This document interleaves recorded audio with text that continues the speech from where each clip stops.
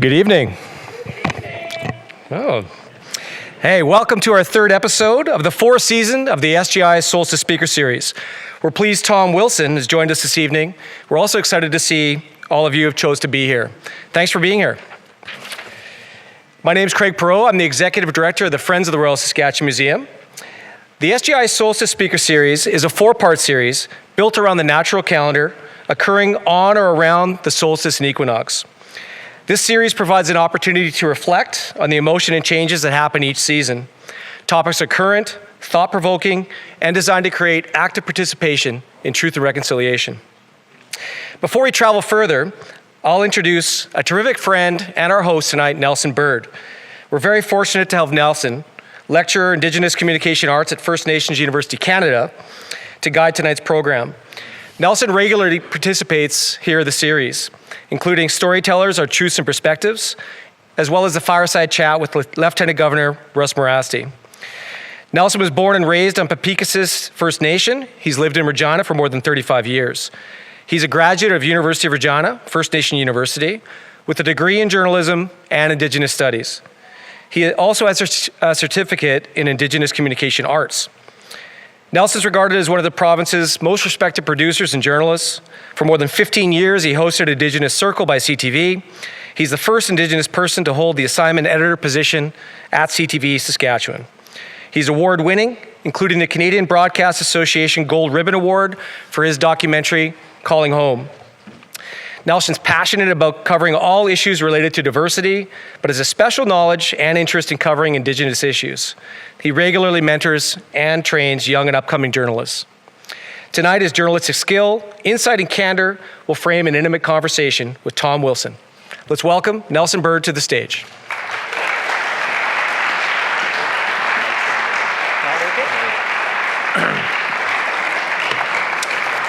Hey. But anyways, it's a really great to be here this evening. As Craig said, I'm Nelson Bird. I will be your MC for the evening. Before we start, I want to invite a young fellow up here.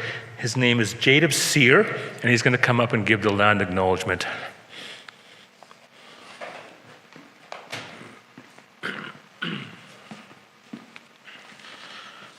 Hello, I'm Jadeb Sear. I'm the Indigenous Program Specialist here at the Royal Saskatchewan Museum, now Darkall. So I would like to acknowledge that the land at which we gather is Treaty 4, the ancestral lands of the Mohawk, the Anishinaabeg, the Nakota, the Dakota, the Lakota, and the homeland of the Métis Nation. We acknowledge that the land, in an act of reconciliation to those who traditional territories that we are on, we acknowledge those who have shared this land before us, those who continue to share this land, and those who will share this land in the future.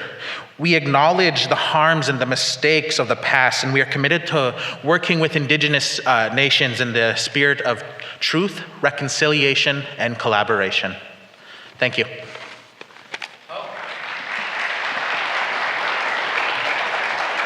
Thank you, Jadeb. A little story about Jadeb. I was just getting to know him backstage here before the show. He's an actor. He's a young man who went to U of R theater school, and he's been in several theater productions and some commercials, and maybe we'll see him in acting good someday, hopefully. Now it's my honor to invite my friend, and many people know this person as a very community activist, but just very active in the community. His name is Knowledge Keeper Tim Patra, who's from Muscopeding First Nation, and he's going to open our evening with a prayer in a good way. Thank you. Thank you very much. Oh, that's loud. They were having trouble with the mics. I can't see anybody. I know we have different denominations, different faiths. I'm going to pray to the Creator off to the side, but in my language when I'm praying, let's ask to come together in a good way for the evening, the program to go on. I want to thank our good friends at the Royal Museum, as well as our sponsors, SGI. They've always been accommodating to residential school survivors. So join me in prayer as we open up with a blessing, asking the Creator to put a blessing on the activities that are going on this evening. So join me. Tishina Tanka, Wamliglish Kashna, Inaun Chimaka, Wahanska, Hoxla, Hemilo Tonkashna, Upila Tonkashna, Patuaste, Mia Chakir Kashna, we all be a Tanya Sapa, Wazia Tanya Luta, Oyo Patavi, Itoka Gatiuska, Tishina Tanka, Wamliglish Kashna, Inaun Chimaka, Mia Chakir Kashna, Kola Tom Tonkashna, Lewia Tonkashna, Lewa Kuji Tonkashna, Unshika Tonkashna. Nini Tonkashla, Cancer Tonkashla, they were chosen Woski, Woski, Wuski, Wuyasa, Mafia Pina, Yaki Tonkashla, Nate Wise Tonkashla, they were chosen Woski, Woski, Wuski, Wuyasa Tonkashla, they are checking Tonkashla, we won't be like Tonkashla. I pray today, Grandfather, and ask that you look down upon each and every one of us with pity. Watch over our relatives that are in the audience here, their homes, their families. Watch over Tom, his wife isn't doing well. We pray for her good health, happiness, help, and understanding. And we pray that our evening program be well. Take pity upon us and watch over my friends at the Royal Museum as well as SGI as they bring this activity for us to enjoy. Here are our prayers today. All my relations. Thank you. Thank you, Tim, for those positive and reflective words. And thank you, Jada, once again for the land acknowledgement. I would like to now call up Andrew Vorney from SGI, Executive Vice President, Chief Operations Officer, to give greetings on behalf of SGI, who is the biggest sponsor of why we're doing this here tonight. Awesome.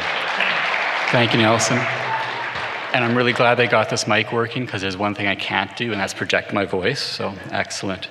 Good evening, and thanks for that introduction. I'm honored to be here tonight to bring greetings on behalf of SGI as part of our ongoing partnership with the Friends of the Royal Saskatchewan Museum. This partnership is about to enter its 5th year, and we couldn't be happier to lend our support to the Solstice Speaker Series. And despite all these years, this is actually my first opportunity to attend one of these evenings, and I'm very much looking forward to it. You see, these events are all about creating space for communities to come together to discuss and reflect on important topics. And they use the power of story to bring us closer to the truths of Indigenous people. And these truths help guide us on the journey towards reconciliation. We remain curious in seeking to understand Indigenous people's experiences, and we acknowledge the harms done throughout our shared history. The idea is to come together and listen to build greater understanding, all in the hope of creating a brighter future for us all. And over the last 4 years, Indigenous leaders, artists, and community members have shared their stories with grace and vulnerability. Along the way, we've also had the great privilege of celebrating Indigenous heritage through song, dance, and artistry. And this evening's event promises no different. Tonight, the power of story will be amplified with music, which in itself can establish meaningful connections between people and inspire transformative change. And with that, I'd like to thank the Friends of the Royal Saskatchewan Museum for delivering this compelling series for Indigenous storytelling, listening, and reflection. And I look forward to hearing Tom Wilson's story, as I know all of you do too. Thank you.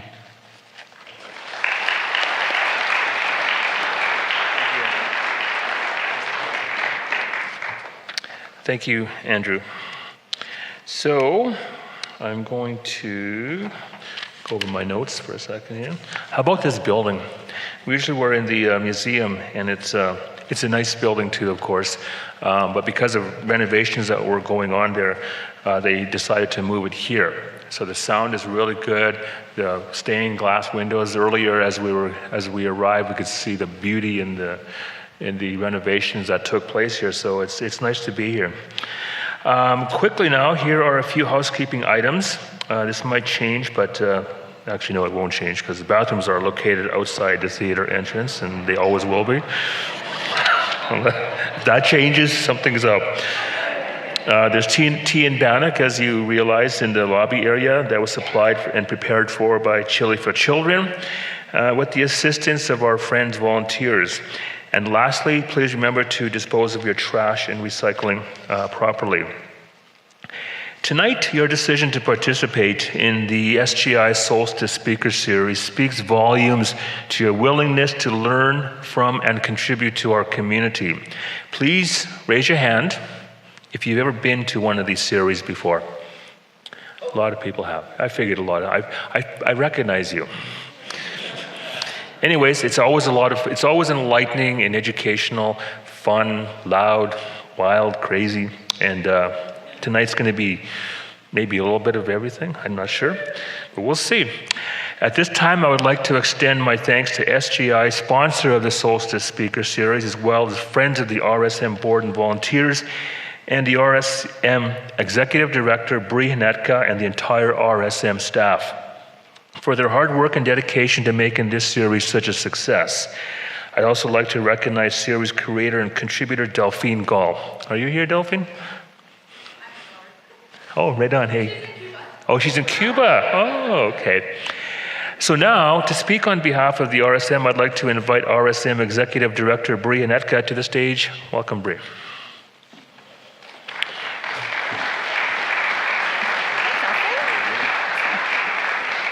Whew, that is bright. Thank you so much, Nelson. Thank you so much, Elder Petra and Andrew from SGI for your support of this series. And good evening and welcome to all of you. Thank you for being here in this awesome venue. I think Nelson mentioned that normally we hold this series at the RSM Auditorium. Currently, the museum is getting some really awesome new bathrooms to make them more functional and accessible. So if anybody's ever been to the RSM washrooms, you'll recognize that they needed a good renovation, but that renovation is impacting the use of our auditorium. So we're super lucky that we've been able to move the series here for this episode. So thank you, Dark Hall, for allowing us to use this venue. Thank you all for coming this evening. It's wonderful to have you here to join us in our journey towards reconciliation and to learn a little bit more about the RSM and how the Friends support us in our work. I talked about the museum renovations. So the RSM is fortunate that we have such a great relationship with the SGI that supports the series, the Friends of the Royal Saskatchewan Museum, so that we can have these types of programs. These partnerships allow us to offer memorable experiences to all of our citizens and visitors through our exhibits, our programming, and to conduct important world-renowned research right here in Saskatchewan. So your participation in this series makes us proud, and we really feel that it really impacts us here at the museum. So please make sure to visit the museum this spring and summer. Even though we're under construction, the museum is open, it's accessible, and there's lots of really cool things that are going to be happening. We're going to be opening up a couple new exhibits, and if you haven't had a chance to visit Scotty, the world's largest T-Rex, and also this summer, don't forget to visit the T-Rex Discovery Center in East End, Saskatchewan, as you're doing your road trips throughout Saskatchewan. It's definitely worth the trip up there for sure. And also, I wanted to bring your attention to April 8th. The Friends are hosting a new event called Birds and Bevies. It's going to be held at Rebellion Brewing, and you'll hear all about some cool and fun facts about birds in our province. And you'll also hear from our very entertaining Dr. Ryan Fisher, who's our curator one of the curators at the RSM. He's a real character, and I think you'll have a lot of fun, and you'll enjoy some food and drinks from Tropozone and Rebellion Brewing. So you can get your tickets and register online and learn about the museum and all the activities that the Friends do at royalsaskmuseum.ca for details. So in closing, I'd like to thank you for being here. Again, I'd like to say special thanks to Nelson and SGI for hosting this series. I'm really excited to hear Tom Wilson, and of course, the Friends of the RSM for your volunteerism and always supporting what we do. So enjoy the evening and have a good night.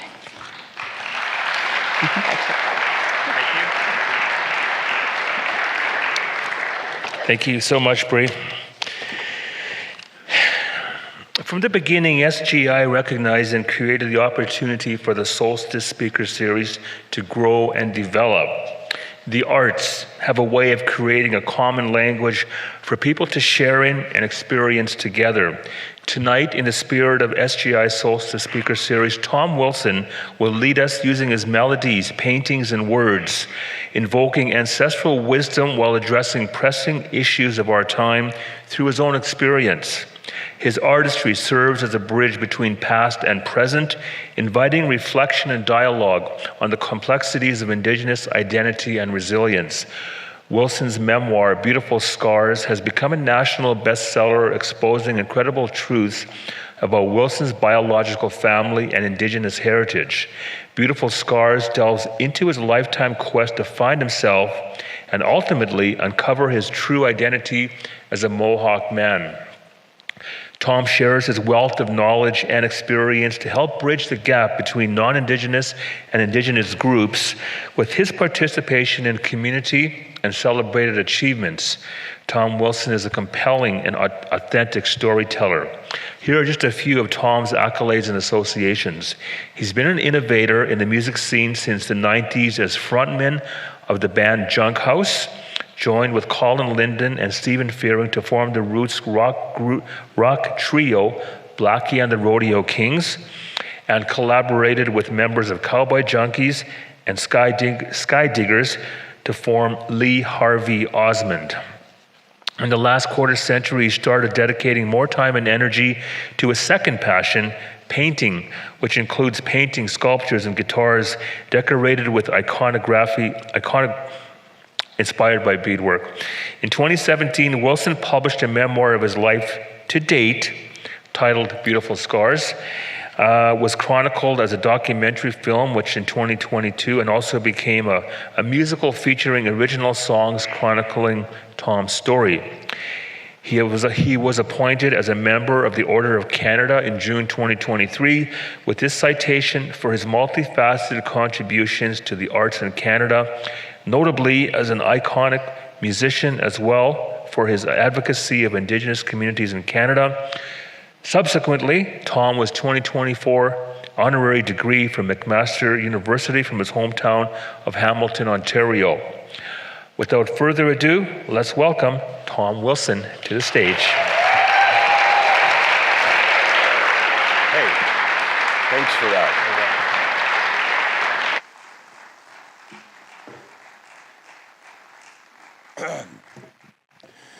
I don't know about you, but that's a ridiculously long introduction.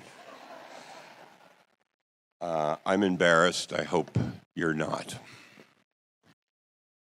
My name, not the name that I've been living with for 65 years, the name that I was given, was Thomas George Lazar. Deo Hahage. 2 roads.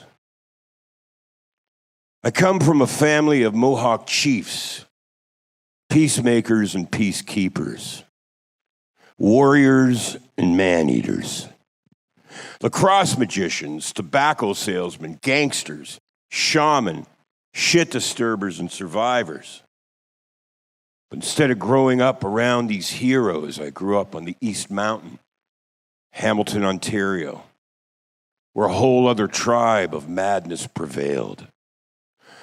I'm a living, breathing lie, an embarrassment, a married man's mistake, and a young girl's only chance to hop a fence out of town and escape to freedom. The truth robbed me of my golden heart. The lights are low, did you leave town? Can I come by, can we get low down? I always told the truth, but for you I'd lie. I can't own you, but I'd love to try. How does it feel to be lying by yourself? You're out, oh, you deal. Tell me, how does it feel? The truth is a constant seeker, a warrior with the tenacity of a traveling salesman, knocking on every door, looking to make its heavy-hearted delivery to exactly the right person. When I was small, the truth was whispered around my kitchen table as I peered out between the bars of my wooden playpen at the shadows of my ancestors sitting there in the dull glare of Bakelite lamps. The truth disguised itself to me. Sometimes I imagined it was an alien landing saucers in my backyard outside my bedroom window. And once when I got my tonsils out when I was 7 years old, the truth appeared to me in chloroform hallucinations. Druggy, dreamy, lost information that bobbed and weaved and staggered its way to my bedside like a drunken father on his way home from the bars. Let me put some sugar where they put salt. The mistakes you made aren't all your fault.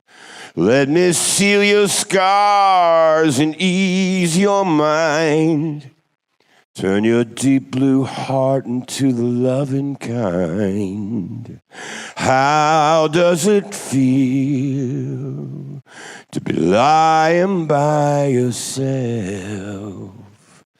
You're out, oh, you deal. Tell me, how does it feel? For years after, the truth strangled me with its unknown details. Made me question myself and attempt to shut out love, drove me to countless attempts at self-destruction. The truth left me paralyzed and gasping for breath, struggling to free my voice from deep inside my guts in the middle of the night while I was sleeping. And I tricked myself into believing that I hunted down the truth. But the truth found me. It wasn't the harmless, lily white, correct thing to do that we're all taught in school, and there was no immediate rewards from it. The truth is just a bastard like me. You've been crying about the same things every night. Are you out of love? Have you lost your fight? There's no easy way to pick up the slack. You're too young to lose and too old to get back. How does it feel to be lying by yourself? You're out of your deal. Tell me, how does it feel?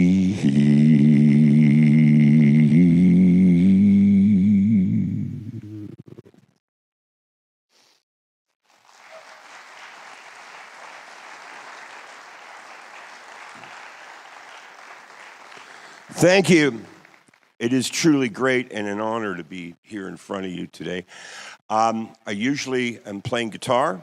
I do a lot of public speaking, but I usually play guitar. So for the next hour or so, you're going to watch me concentrate on holding my stomach in for you. That's 12, 13 years ago, I was going out on a speaking tour.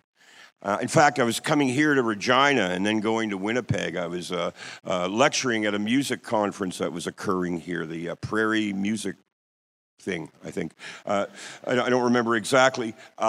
Not out of disrespect, it's just I am going to be 66 next month, so I just forget.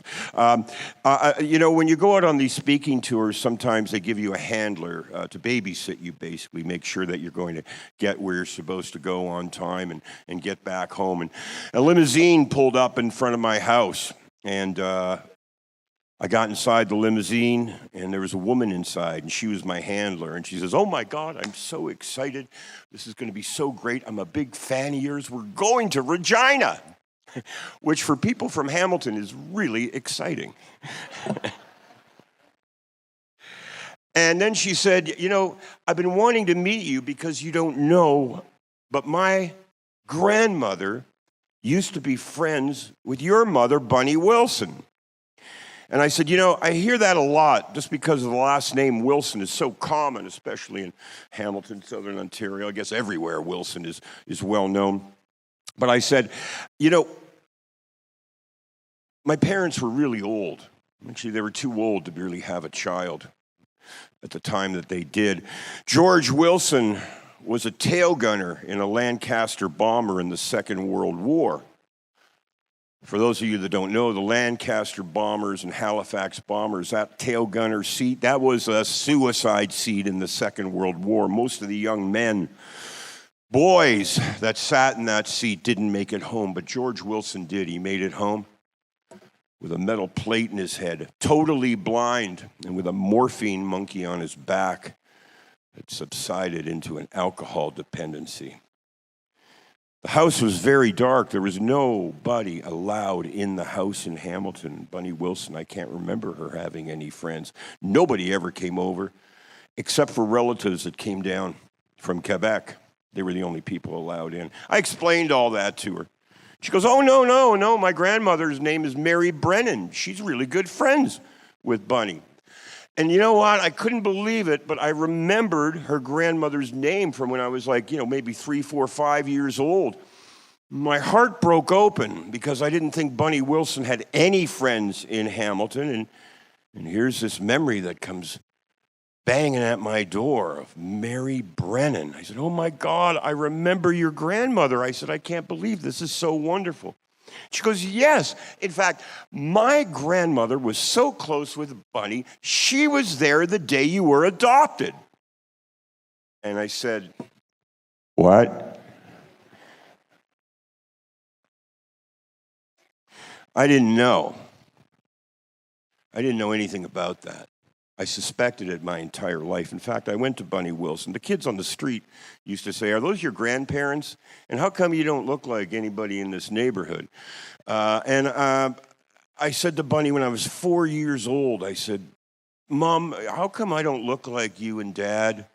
And are you really my parents? And instead of being gentle with me, Bunny Wilson was French-Canadian. She had the temperament of a scalded cat. Instead of being gentle with me, she said, there's secrets about you that I'm going to take to my grave. She spun around on her heel, went back to the kitchen. That's what I was left with. So I didn't know anything about this adoption. A couple weeks later, I was driving my cousin home, my cousin Janie. Janie has been the family matriarch my entire life, really. She sits at the head of the table for all Christmases and Thanksgivings and all the kids' birthday parties, my grandkids' birthday parties. It isn't a family gathering and a meal without Janie at the head of the table. And I'm driving Janie home from one of these little family gatherings, and I said to Janie, I said, you know what? I found out, Janie, a couple weeks ago, in fact, that Mom and Dad weren't really my mom and dad. And I know that you were really close with them and you guys spent a lot of time together. And if you can ever tell me anything, or if you ever remember anything that I can start putting these pieces together, I'd really appreciate it. And Janie turned to me as I was still driving and she said, Tom, I don't know how to tell you this. I hope you forgive me, but I'm your mother. My cousin Janie is Mohawk from Ganawage. My father, Louis Bove, was Mohawk from Ganawage. I grew up thinking that I was a big, puffy, sweaty Irish guy my entire life, and yet here I am, a Mohawk man.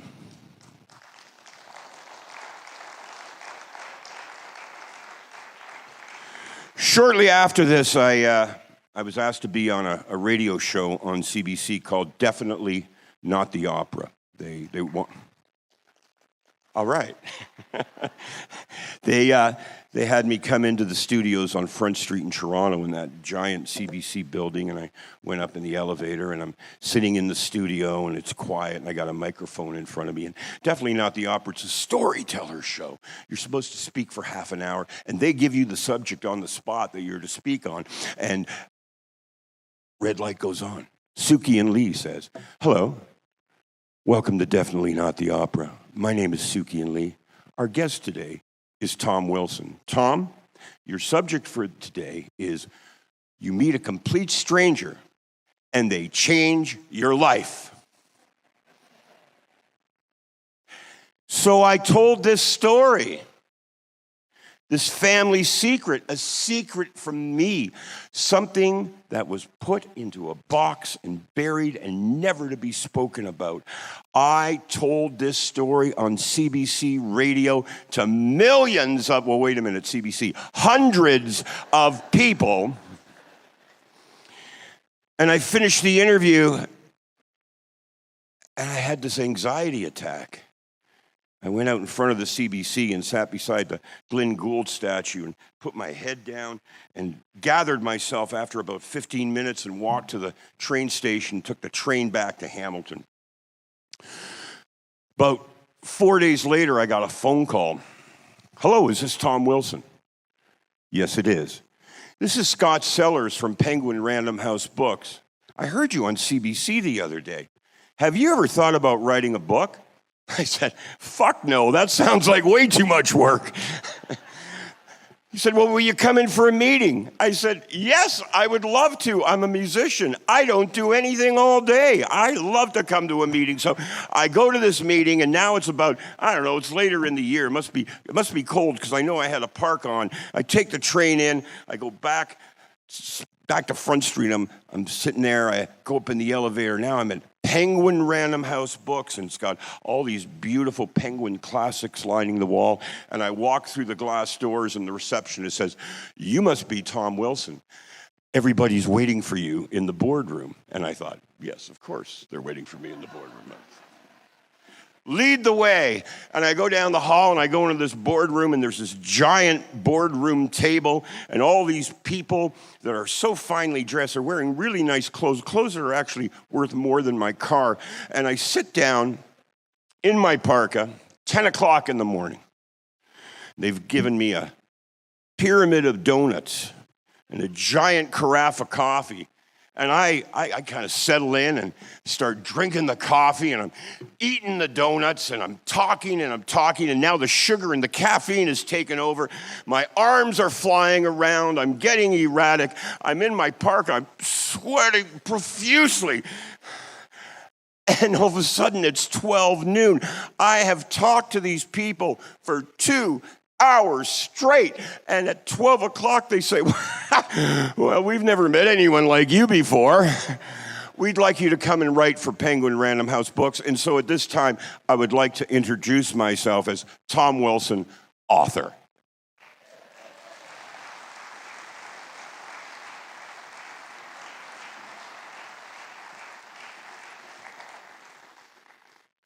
Which is amazing because I'm dyslexic. I have great difficulty reading books.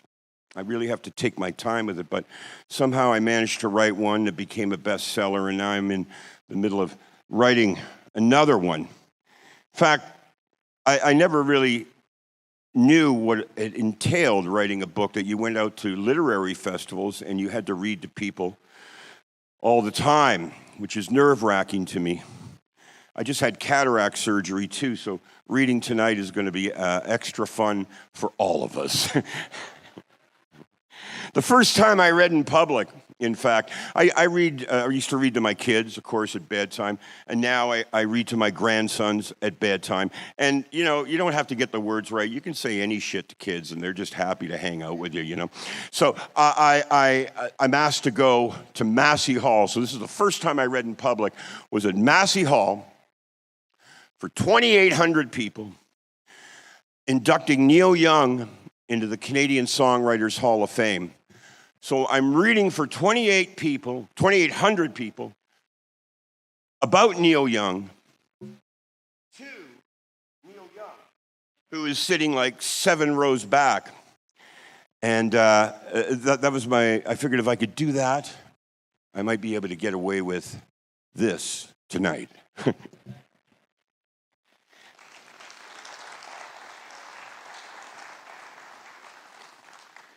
So what I'm talking about today, I'm going to weave in and out on a little roller coaster ride with you, is about identity.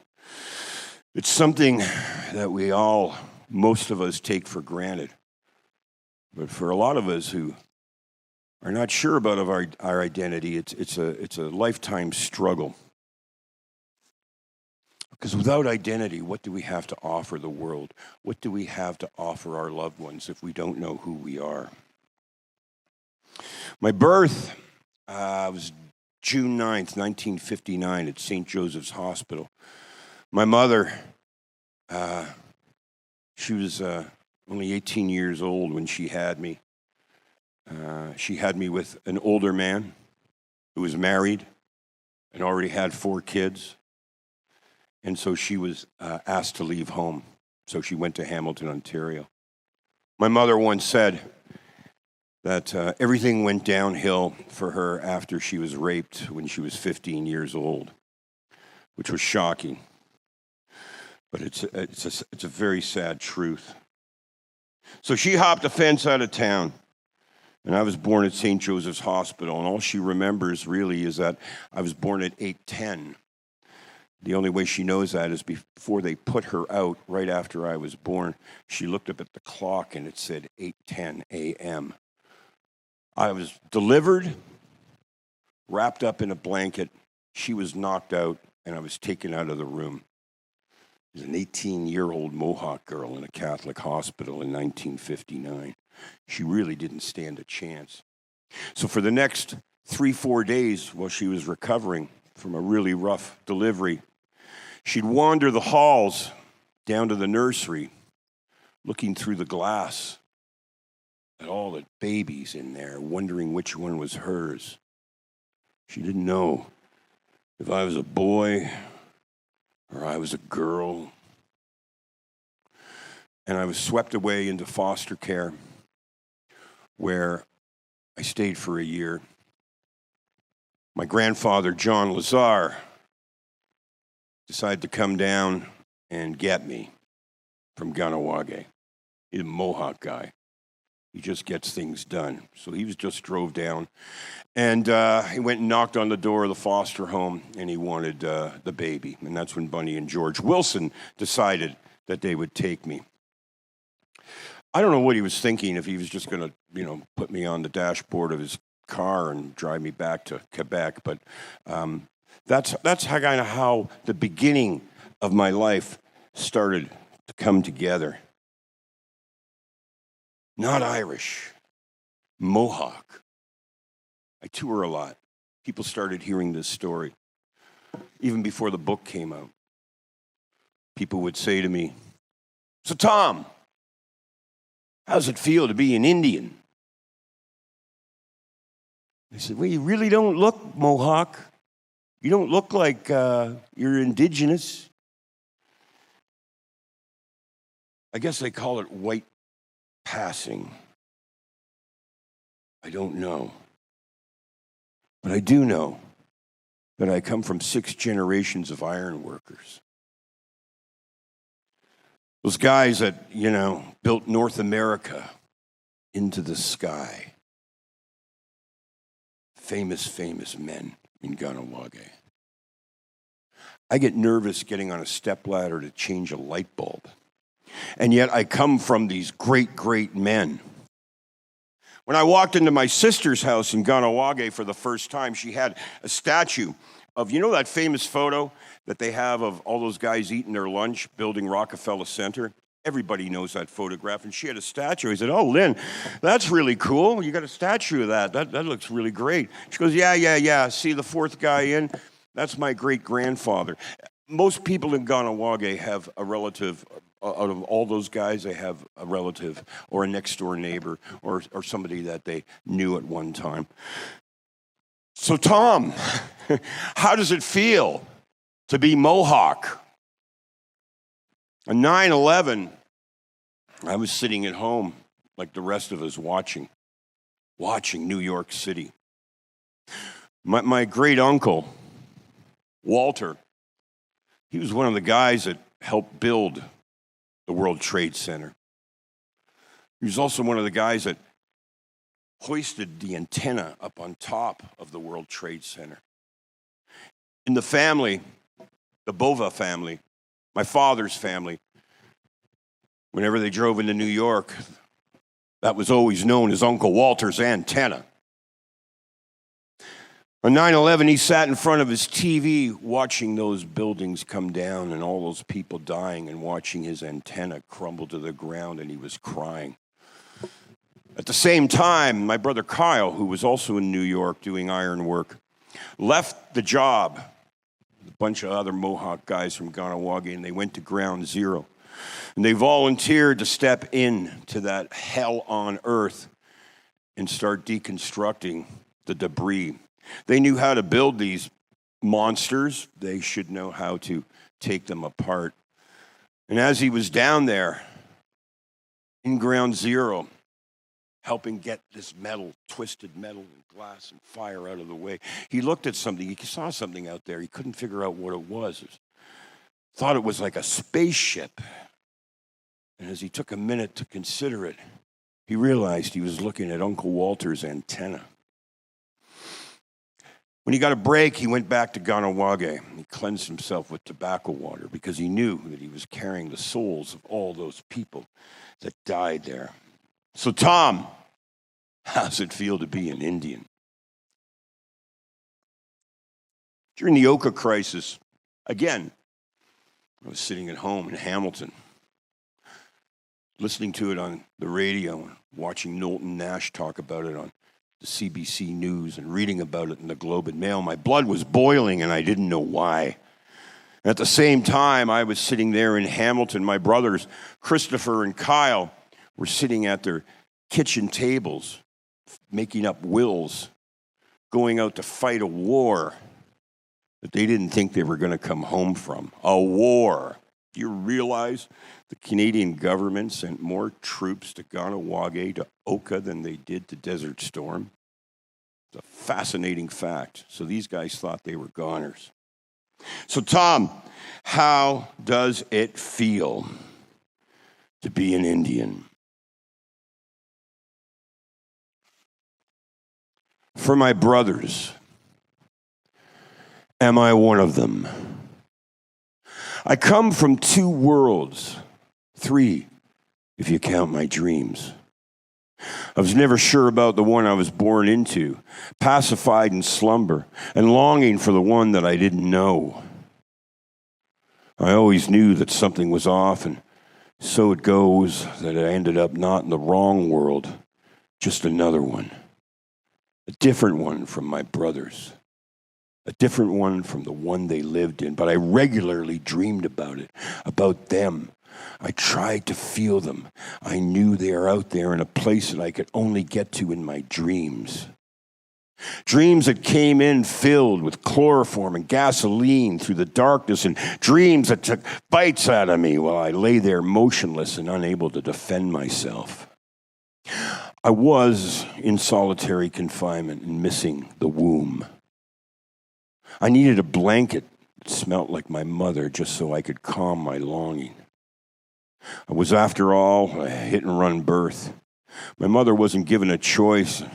I could feel her heart breaking as they took me from her arms. And so I had to get to a place where my memories would be safe. I was determined to find my way back to that other world, the living mystery. So I kept looking for an opening, a passage back. Maybe it's out there with them, my brothers, in this dream. My brothers, those wild men. They're bigger than me, younger, solid, with bodies that have worked for decades on the high steel across Manhattan, over and under the bridges that cross the Hudson River, all the way up New York State's into the valley. And I ask myself, am I one of them? Are we the long riders or just acquainted with the same road somehow? I imagine us traveling together like outlaws on horseback or in cars, crisscrossing the border from America back into Canada, escaping the laws of the white man's army, the U.S. Marshals, and the deadly RCMP. Together we abandon the insanity that's pushed its way into our world. So we give ourselves up to the roads leading away to the fringes of humanity, only listening to the wild things, the animals, the spirits, and the ancestors who cue us up for the next ride. Our windows rolled down, breaking the seal of silence that we've created inside the car. We are Indians, and we are blood. We don't have to speak to know what one another are thinking right now. We just listen to the wind, we ride on. I stare out the open window, holding my hand outside the speeding car into the air, watching my fingers crisscrossing the sunlight, shadowing my face, breaking out into white heat, yellow and orange, temporarily shocking my eyes, blinding me for a second before weaving back into its silent dance. And I ask myself, am I one of them? I get to sit in the back seat now. Let them drive. I'm the passenger. I'm the older brother, the unknown member of the family. You know, there's days that you have to fight for your life, fight to stay alive just to keep your memories safe. But tonight, I'm going to sleep with them inside this dream. I'll ride overnight with my brothers out to places that we've never been, where we can't remember who we are. Places where we can't tell the difference between good and bad, and obsession and longing. Who are the beasts and who are the gods? I guess my mother already knew that I couldn't belong to her or anybody else. Couldn't even belong to either one of these two worlds. And so I ask myself, am I one of them?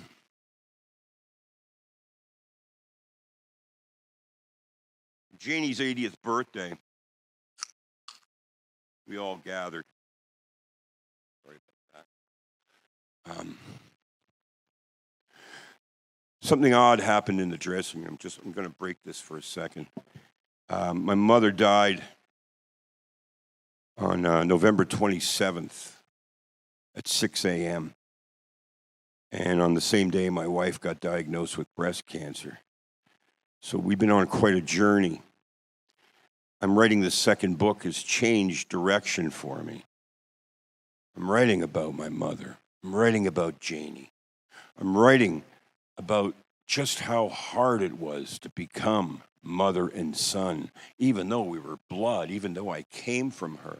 We kept looking for an opening, a door to open that we could both walk through, where we could understand one another better. When I found out she was my mother, back then, I got her out of the apartment she was living in. She was living in an apartment right downtown Hamilton. And it had gone from a nice place into a bit of a place where a lot of drug dealers lived.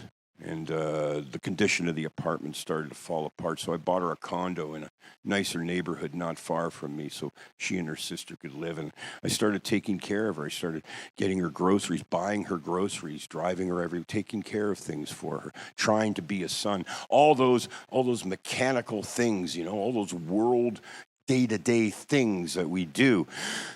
But we still couldn't quite get there. So as I was preparing in my dressing room, I don't know how, just before I came out, I opened my book and I found my mother's grocery list inside the pages of this, which I had never seen before. So I think that, we might be visited here tonight. And I hope we are. Janie's 80th birthday, we were sitting around.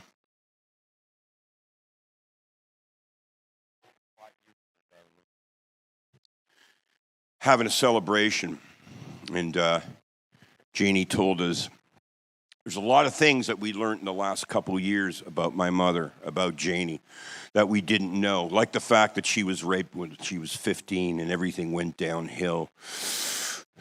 We got to a little bit of insight into her life as much as I possibly could.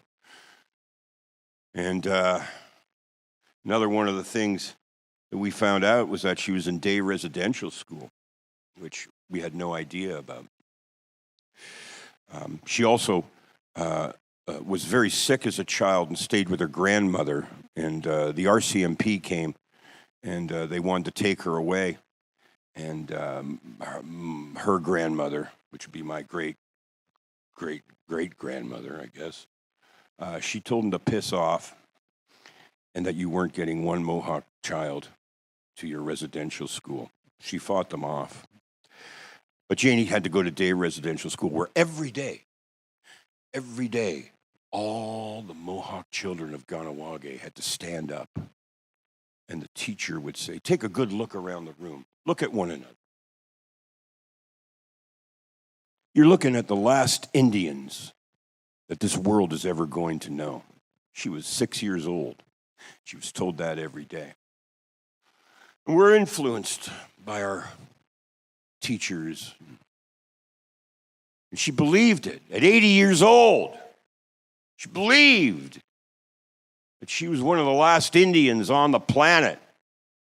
She was sitting there, alive and well, with me, her son, my two kids, Madeline and Thompson, and my daughter's boys, my grandchildren, her great-grandchildren. That's 4 generations of Mohawks. So she was not the last Indian. She was a survivor. It's a lesson to all of us, and something that, as a family, we started to understand more. I'm going to read this piece that is going into the new book. It repeats what I just said a little bit, but let's just enjoy this poetry that I'm trying to write. I was born into a racial no man's land created by colonialism. Some called my circumstance the 60s scoop, where Indigenous children were robbed from their families and placed in white homes off reserves. I roamed amongst the settlers, undetected in my rape-colored skin, what is referred to these days as white passing features. The Mohawk had been wiped clean from me. I was wearing a disguise that got handed to me while I was too young and unaware to even know that I was wearing it. Decades before, as I just told you, my mother was sent to day residential school where from the age of 6, 7, she was asked to stand up daily with the other Mohawk children of Ganawage, take a good look around the room at one another. Take a good look, because you're looking at the last Indians this world is ever going to see, and my mother believed that she was one of them. And she did tell this story around that table. And she is a survivor, and I'm a survivor. And through her, we stand as victims of this country's greatest sin. Canada's attempt to kill off the entire Indigenous population of this land is one of the grossest and most inhumane sagas in the history of the planet, and it continues today. We Indians, my mother, my ancestors, have been overcoming hatred at the hands of colonialism for some, 500, 600 years? So tell me, what is reconciliation supposed to look like? In this new world, well, it looks like this today. It looks like me having an opportunity to talk to you and eventually you taking action. So now it's time for us to create a world that does not need the word reconciliation. Let us create a world where we don't have to apologize to our children and our grandchildren for the action that we didn't take. Those are the words that I try to live by. As I said, I can't get there. I can't get to where my brothers and sisters are, where my mother is. I didn't grow up on the reserve. I didn't grow up in Ganawage. I didn't run around on Mohawk territory. I ran around the East Mountain of Hamilton without identity. But it's impacted me. It's impacted my art, the music that I write, the next book that I'm writing. I no longer concern myself with how much money is on the table. I concern myself with the people that I get to speak to and the influence that I might have on anybody who is unaware. My art, which is looks like that. I've been painting that since 1997. And I only found out I was Mohawk 12, 13 years ago. 1997, I started painting to stop drinking. I was in a band called Junk House, and I was writing a record, and I wanted to quit drinking so badly that I started painting to take over my usual 3, 4, 5 o'clock opening the bottle. This is what I started painting, and I couldn't stop. My daughter said to me, my daughter's so smart, but 20 years ago she said to me, "Dad, you have to stop painting like this. This is cultural appropriation." I'm an idiot from Hamilton. I don't even know what that means, I told her. She said, it's when you take people's culture and you use it for your own benefit and you thrive and prosper off it. And I said, well, this is just what's coming out of me. I realized then the most important thing is that I'm not putting on an Indian costume. I'm taking off the costume that colonialism put on me when I was too young and unaware to even know that I was wearing it.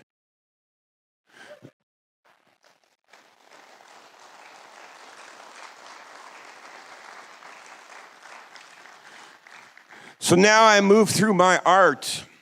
I move through whatever I can create today.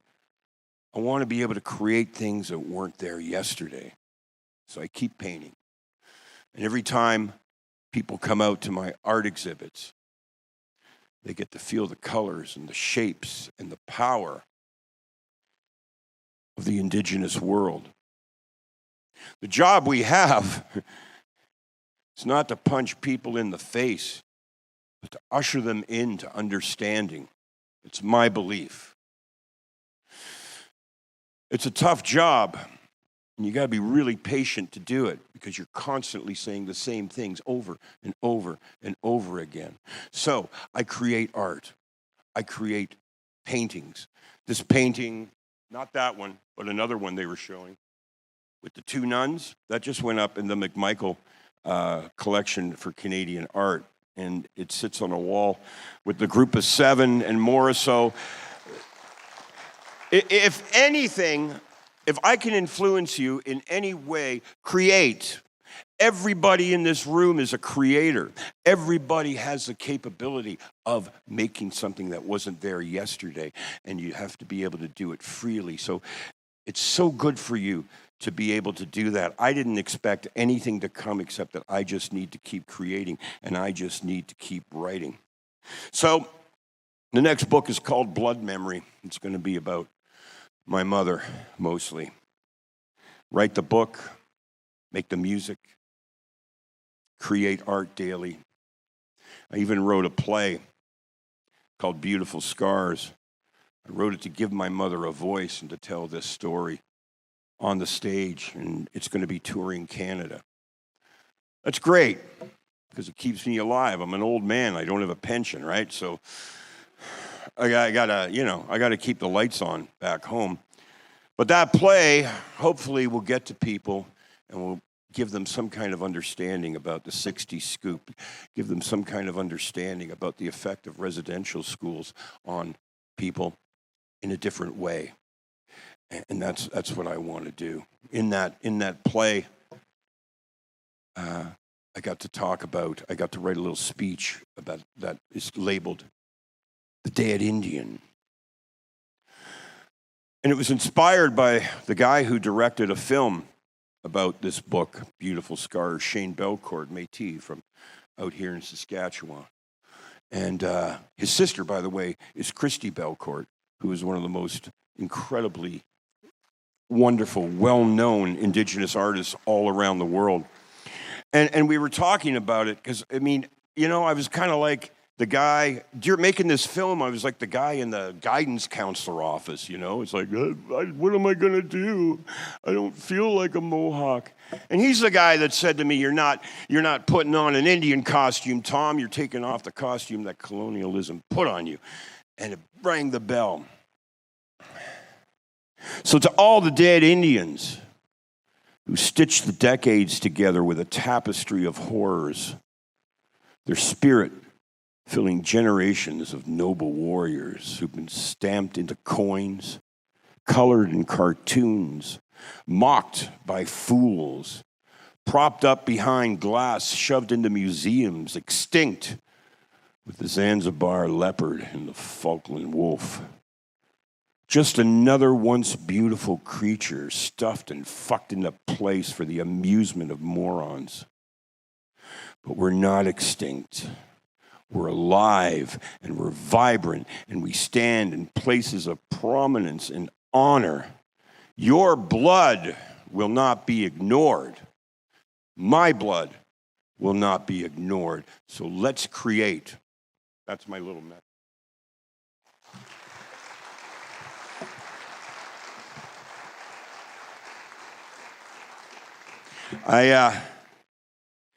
Making art is not enough, though.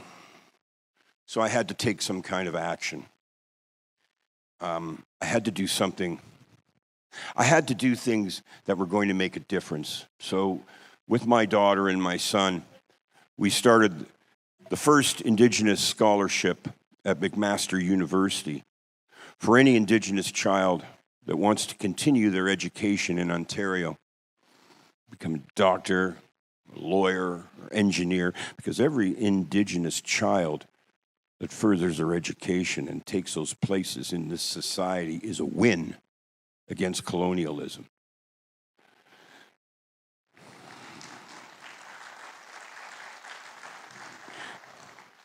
I'm also working to get trees planted back on Mohawk territory in Ganawage, trees that were destroyed by developers. That's another thing that's important for me. You know, I was sitting at home listening to CHML radio. So in Hamilton, Ontario, the big boss is just down the road, 6 Nations. The Grand River. I was listening on the radio and they said that the town of Caledonia had been taken over by terrorists. I thought, oh, that's kind of weird. Who'd want to bother with Caledonia? So I wasn't really paying attention at the time. I started to look into it. I started to see that, oh, I see. This is a land dispute. So I decided I wanted to help out. It was a land dispute because on the Grand River, the Mohawks were given 6 miles each side of the Grand River to love and prosper and thrive. And they were given that by the British government for fighting in the War of 1812, for losing lives, shedding blood, taking lives. The British government gave them that land as a reward, as a gift. And since 1812, that 6 miles has become Brantford and Caledonia and Cayuga and Paris and on down the line. So when a developer comes by and wants to stick a bunch of crappy housing on Mohawk land, Schuyler Williams said, not another inch. So they squatted on the land and they did what they had to do. Land back. I went to my local grocery store and I went and bought 30 of those delicious roasted chickens that they make in the grocery stores. I know they make them out here. You walk into the store and the first thing you smell is those delicious roasted chickens, don't you? I went and picked those up, picked 30 of those up, got a bunch of canned goods, pies, cakes for the kids, and vegetables and fruit.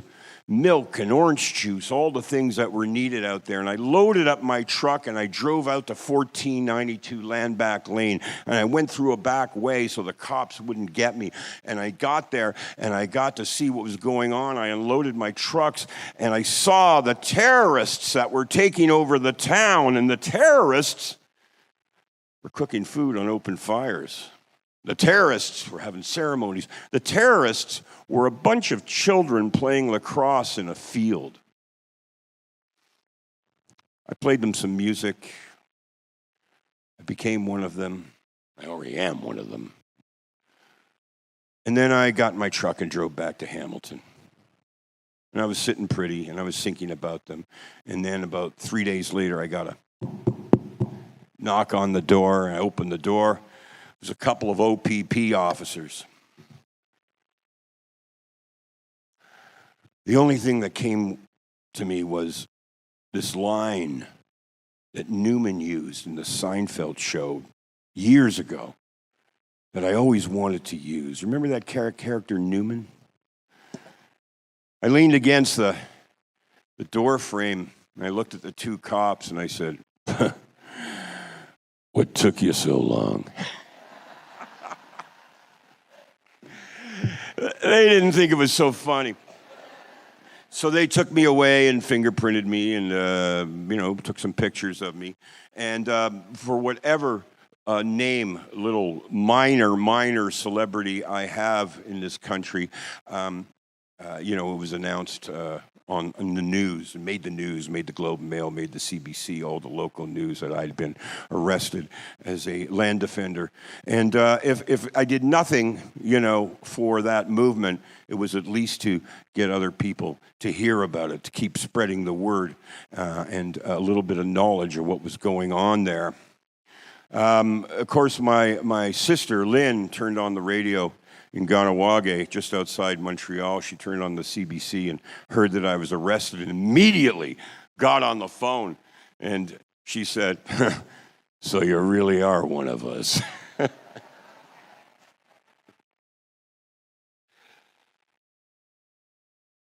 Well, there's trouble coming at us. A broken promise from the tower. We don't stand for your flags and emblems. We're just claiming what's still ours. Yeah, there's trouble all around us. Police are on attack. But when we get on the Grand River, oh, mama, we won't look back. Well, they marched us to their churches and they stoned us with their faith. Took our belts and took our language and left our dreams out to waste.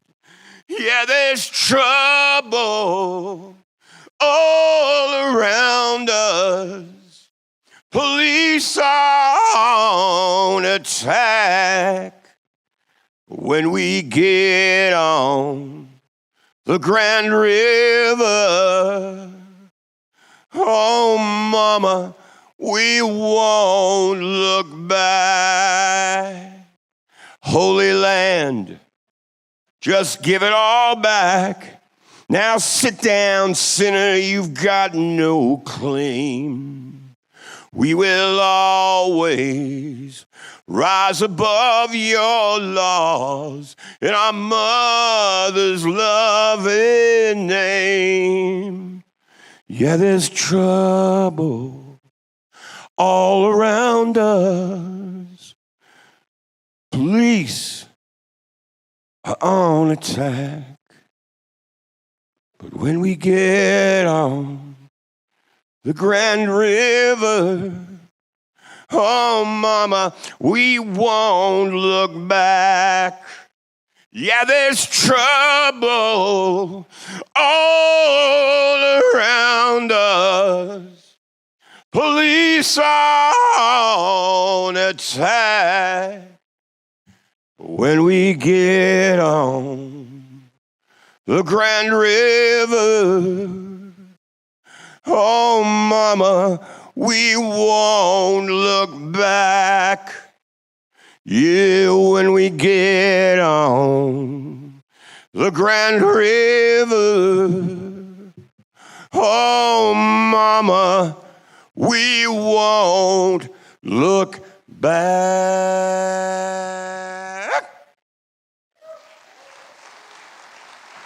How are we doing for time?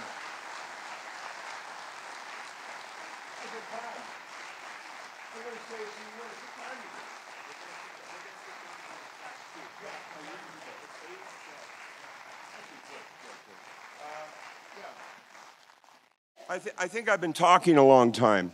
Yeah, that's it. Yeah, I knew you would tell me, Craig, that I was talking too much. Well, it's how I got a book deal, so, who knows what will happen in Regina. I haven't been leaving home much. Coming here to speak with you truly is an honor, and getting you guys to show up and hang out. It's just wonderful. I mostly I'm home in my studio painting, or I'm writing this pesky book. I'm currently doing a soundtrack for Tanya Talaga's new film about the first land back movement in Kenora, Ontario, which I hope everybody watches. Everything she does is just amazing. So Tanya Talaga, right on. So I'm a busy guy, but I'm not used to talking to people too much. So this was really breaking out. It's like I just had cataract surgery. I'm kind of sheltered. I need a knee replacement. There's all kinds of shit wrong with me. But you guys have been so patient with me. Thank you very much. Thank you.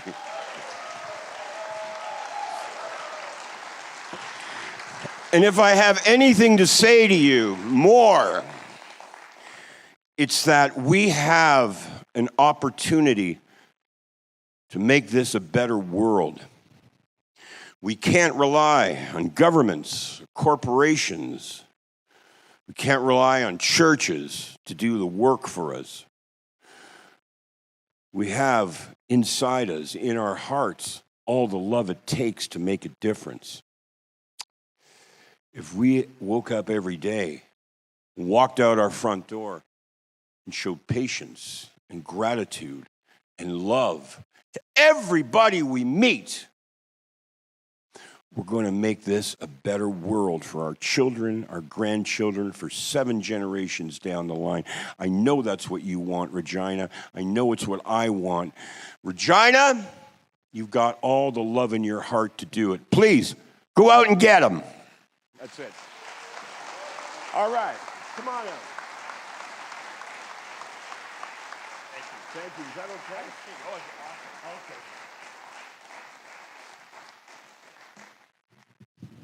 Now I'm going to sit down and talk.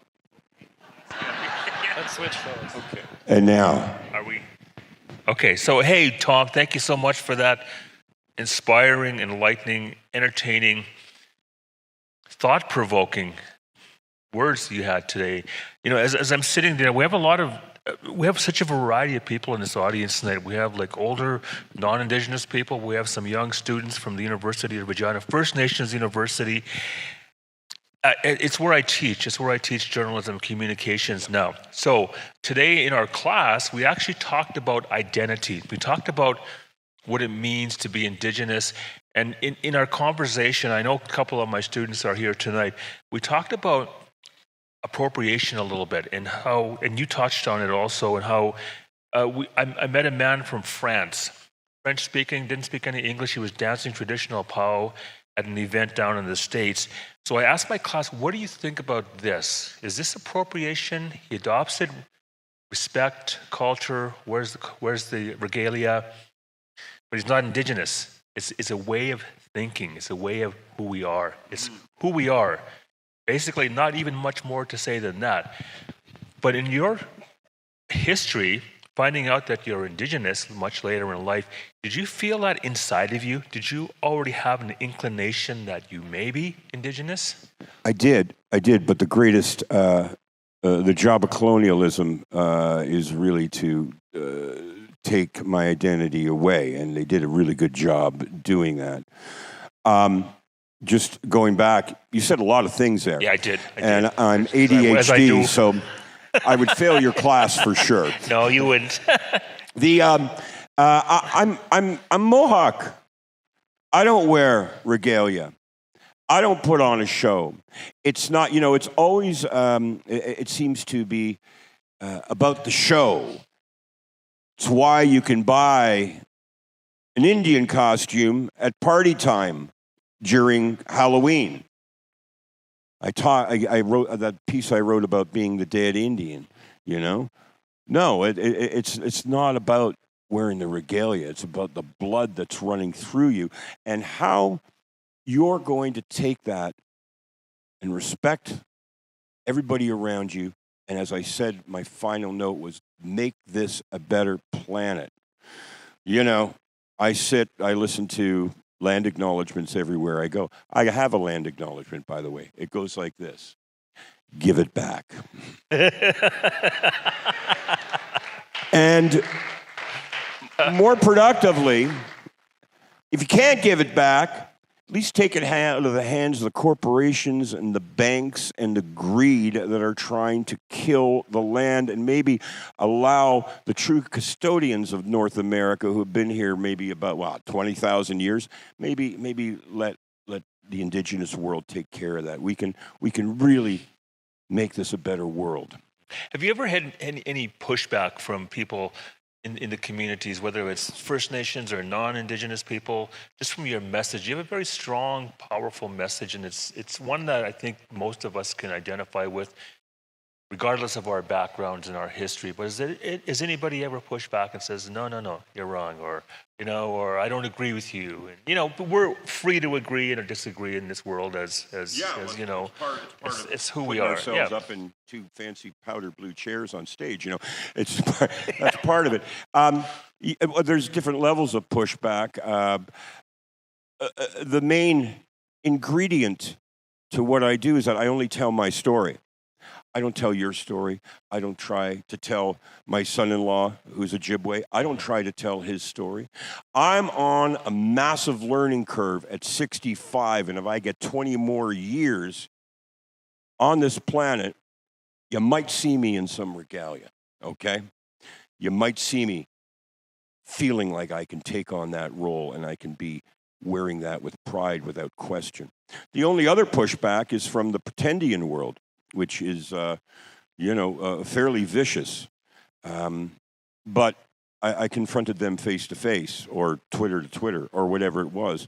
And I had that conversation. It's like, for the first time in my life, I have nothing to hide. I don't have to lie. I don't need to make secrets. I don't have to twist reality. I know who I am. So, I have no fear with that. I have no fear with what I did tonight, because I'm telling you a story. I'm telling you my story. I'm telling you my mother's story. And speaking of your mother, I think it's fascinating how you humanize so much of everything in your life, including your mom's story. And in the last few years of her life, and was there moments when you said she believed she was the last Indian? Tell me a little bit about that history of her. Why did she not connect? Did she not connect back with her culture, or was she part of the culture at some point in her life, strongly? Well, she was, but she did, as Robbie Robertson said, she came from a generation that it was okay to be Indian. You just had to be careful who you told. She died at 85. She would have been 86 on July 14th coming up. She didn't have a good time in Ganawage. So her memories of home, I don't believe were the very best. So, she went home for visits. She definitely went home when her father was alive. She went home to visit, hers and mine, 300 relatives back in Ganawage, but she told me to never go to a sweat. She said, don't ceremony. There was never any ceremony. She didn't practice her indigeneity. She lived the best life she could. A footnote to this, which I wrote extensively in the book, is she was also schizophrenic.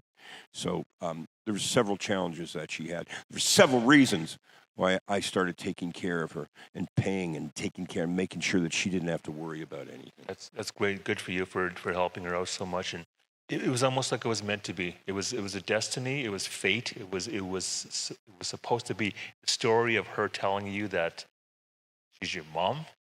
That was incredible. She'd been waiting that moment for, at that point, 53 years. She'd been waiting for the moment to be able to say it. She was, right from the get-go, not only was she impregnated in a situation that was never going to come to fruition, she was cast away from Ganawage because John Lazar, my grandfather, was a chief there, and they weren't going to have any of that scar on him, so she was asked to leave. When Bunny and George took me, and by the way, just to clarify, Bunny and George Wilson, Bunny Wilson was my grandmother's sister. Okay. I was wondering. There's sometimes I expect everybody's read the book, and I've checked the sales, and everybody has not read the book. Yet. So she was allowed to live in the home with me, her baby. She wasn't allowed to wash me, bathe me, feed me, put me to sleep, carry me. What kind of fucking hell is that, Wow. And as much as Bunny and George Wilson did everything they could, and they did give me a fighting chance, that's just twisted, man. That is twisted, and it makes me wonder. And you probably have the answers.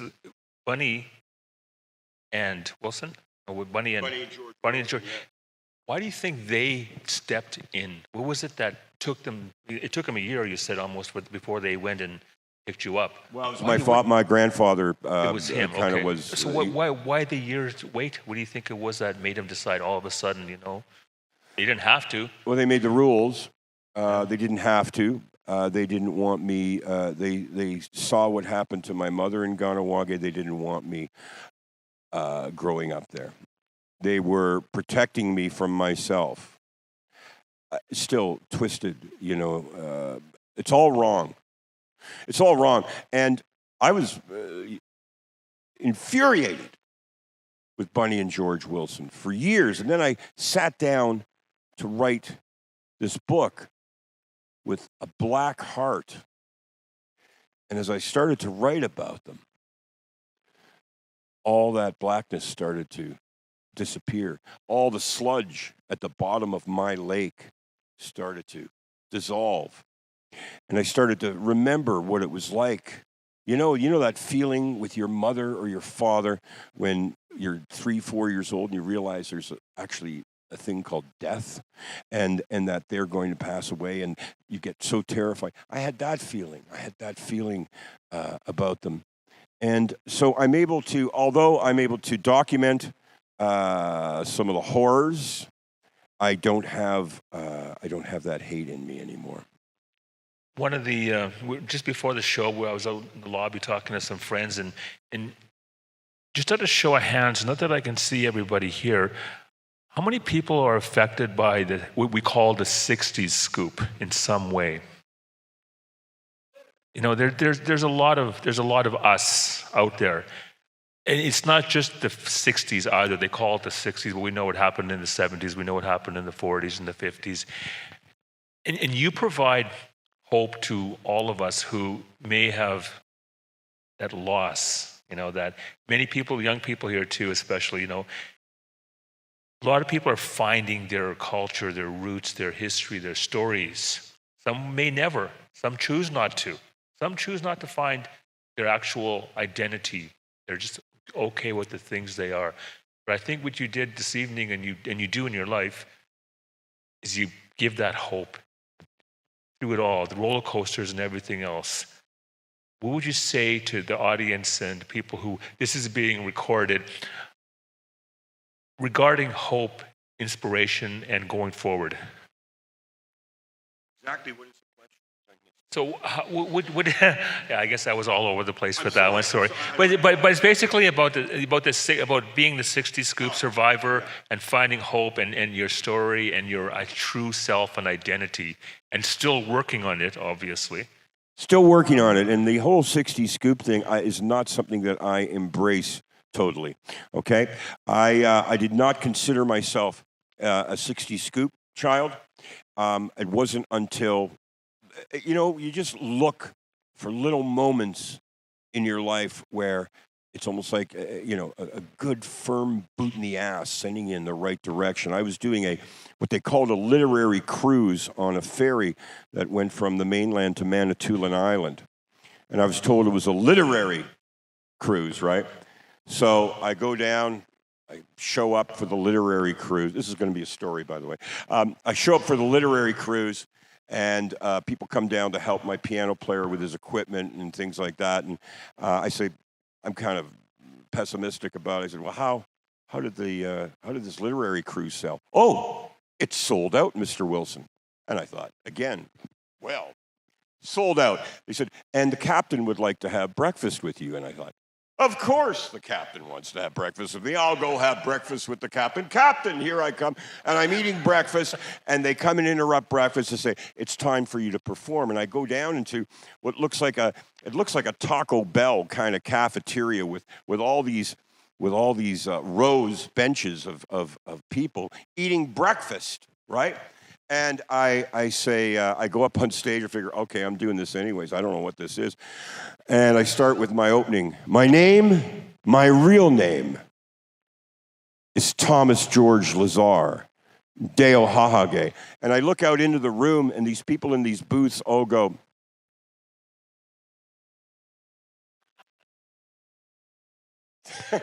they're looking down the aisles to see me, in case you don't know what I just did. And I do the whole show.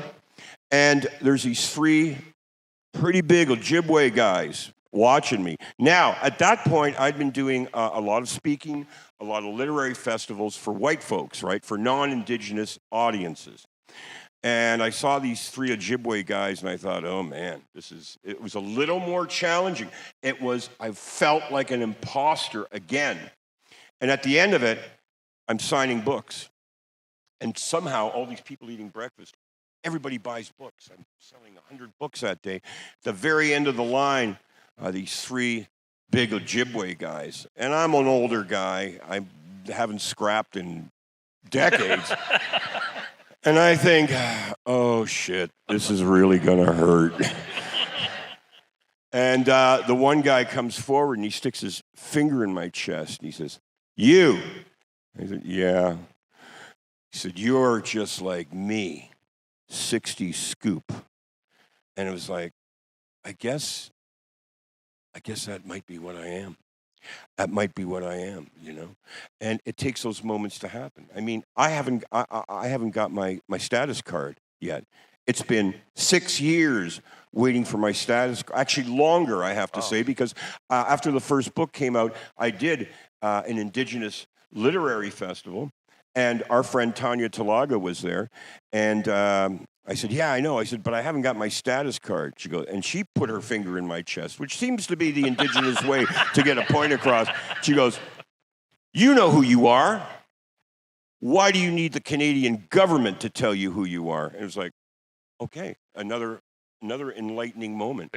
So I kind of travel along getting people's fingers shoved into my chest, giving me information that I desperately need, because at 65 years old, I'm learning. I'm on a learning curve. Right on. And it's exquisite, I have to say. Right on. We never stop learning. I have books in the lobby after this. Okay. So thank you so much again, Tom. Thank you. And how about another hand for Tom for his story tonight?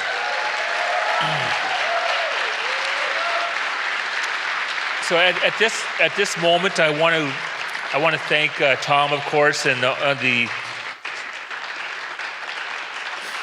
the staff of SGI Solstice Speaker Series. And I wanted to invite you all to go to the lobby later on, and Tom's going to be out there meeting people, and he has some books. He has books to sign too. And I just want to say it's been a pleasure being here again tonight, and we all learned something. We're going to go home. We're going to talk about that little story that we heard. Where were we when Oka happened? Where were we when the Twin Towers fell? You know, we all have those stories. And it refreshed my memory to where I was in those days too, because those are important events in our history. All those things, and then some. All right. Okay. Thanks, everybody. Thank you. Hey,